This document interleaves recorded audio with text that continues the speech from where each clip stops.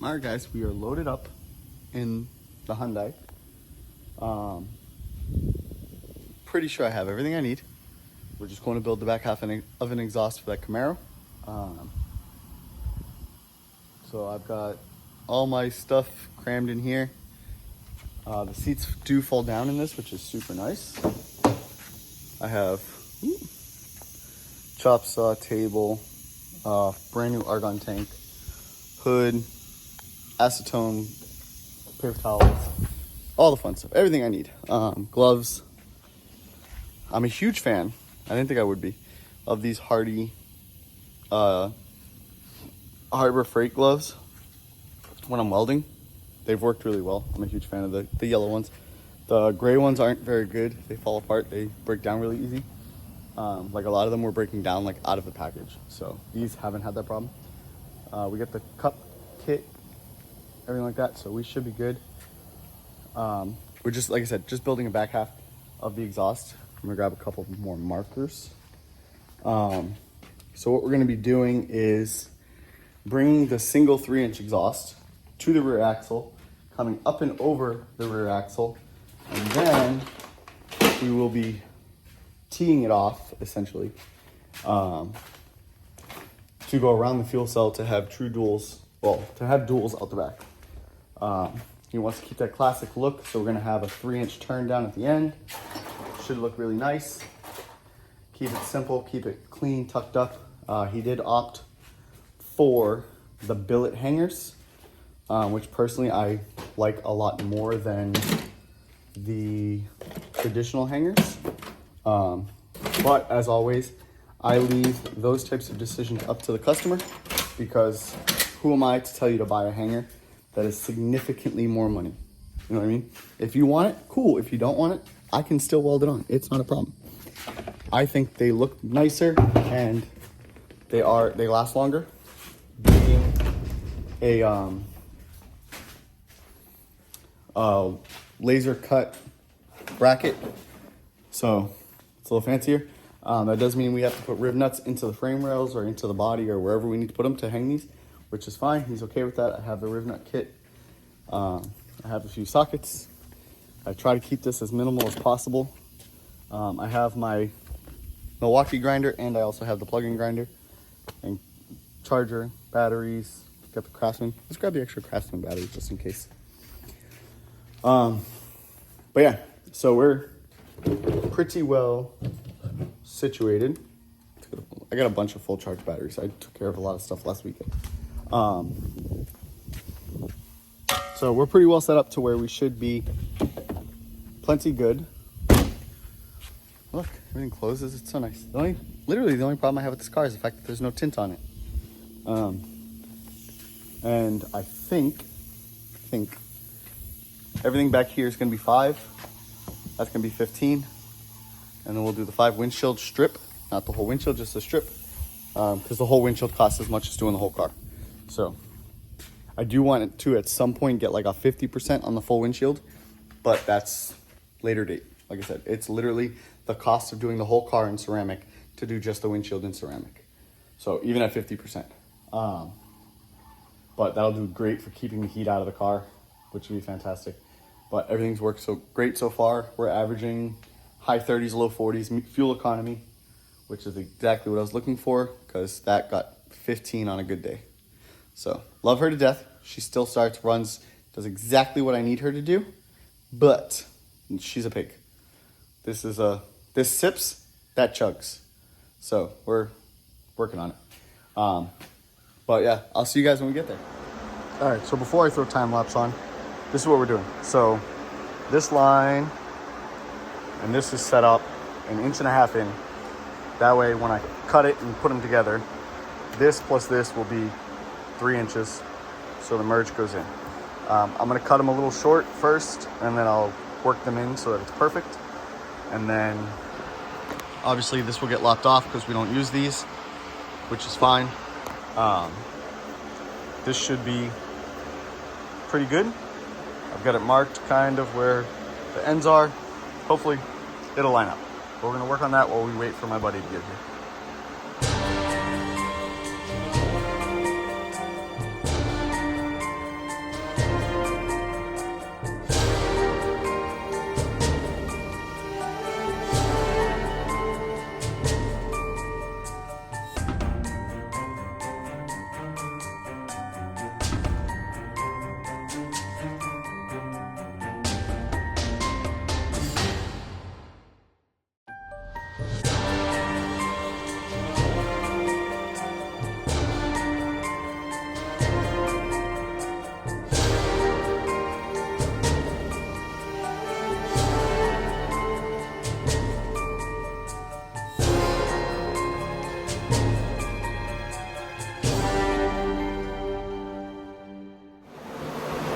All right, so right now the T is cooling off. I jumped on that because I knew it was something I had to build, and I was waiting for the owner to swing by home. He's working today, so he was nice enough to come by and grab me some more material that he had put away. But we do have a semi-completed T. The V-band's not welded on, it's kind of just holding there to let this cool off. I used, you can see they're shorter. This side I lopped off the expanded section, and I used that there. I squeezed it a little bit so it fit the oval really nice.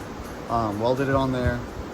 And then the other end of that, which would be the 3-inch section I cut off, is gonna fit perfectly in the V-band. And now it looks nice and smooth. Kind of wish I had rotated it. Not that it matters, but like put that in line with the seam would have been nice. But I didn't think about it, so just being honest. It is pretty level. I don't know if I have anything I can really say. Oh, you know.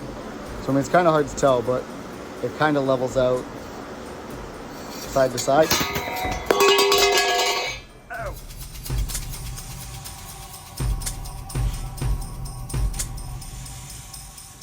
All right, so we're gonna put that there now so it doesn't fall again. But yeah, so it levels out side to side. They're pretty close. Close enough for most people. And then, like I said, the V-band will get welded on this side. I'll make sure it's nice and square to everything else. And then I'm gonna start working on the extension section, which I have that piece there. So I wanna use the polish in places like this, where it's gonna be very visible. So like there'll be a weld there, and then that extension will come probably to about there. And then from there, I'll have the 90 that goes up, a 180 over the axle. And then right on the other side of the axle is where it will T, just behind the fuel cell. And one will go that way, one will come this way. The T being shorter helps, because obviously this side, it's gonna be a lot closer than on that side. So I'll put the long way to the driver's side and the short way to the passenger side.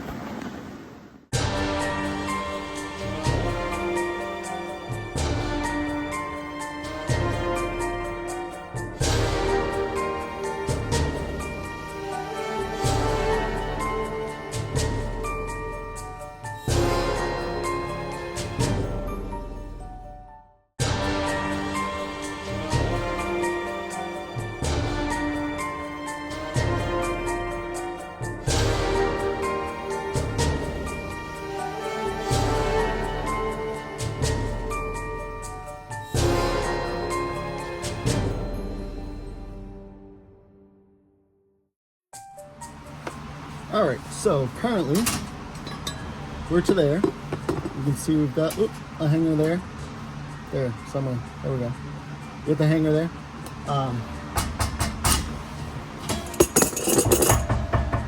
Ain't going nowhere. That's rigid. So right now I'm trying to determine where all I want this to 90 up. I've got quite a bit of room. I could lock this off and move it back a little bit, which I think I'm gonna do, but I gotta grab a 180. Let me do that real quick. Oh goodness.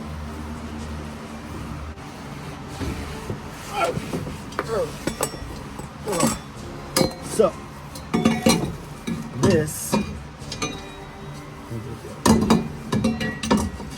needs to go like this and tuck, which means that needs to be cut down significantly. So this is here, and then I will, all this extra you see, I'm gonna cut it about there. There you go, about there. And then I've got the T. So there'll be a V-band just above this. It'll come down, it'll T. I'm gonna have to angle it over a little bit so that the T comes down kind of where my face is, and then go over and around, because all we're gonna do is tuck it up through. Oh, this used to have leaf springs. That's what these are. Essentially where the leaf spring perches are is probably where that next mount bracket's gonna go. Maybe we'll figure that out. But yeah, so it's gonna curl around. It's gonna come around this corner and then come out, and then we'll have the dumps. The dumps are going to stay adjustable for right now. He wants to be able to play with the length and where they sit and everything like that, so that's fine. But yeah, not too bad, not too bad.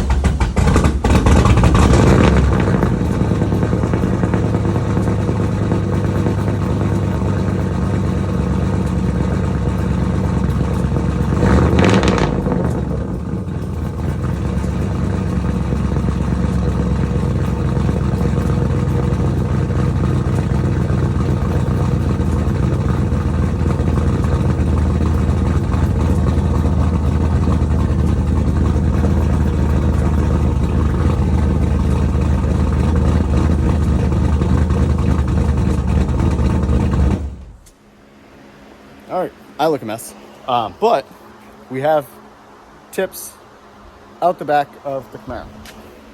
We'll take a look under here. So it comes down back here, and then it splits. So this is the passenger side, up, over, and then adjustable tip. And then driver side comes all the way over, up, over, and an adjustable tip.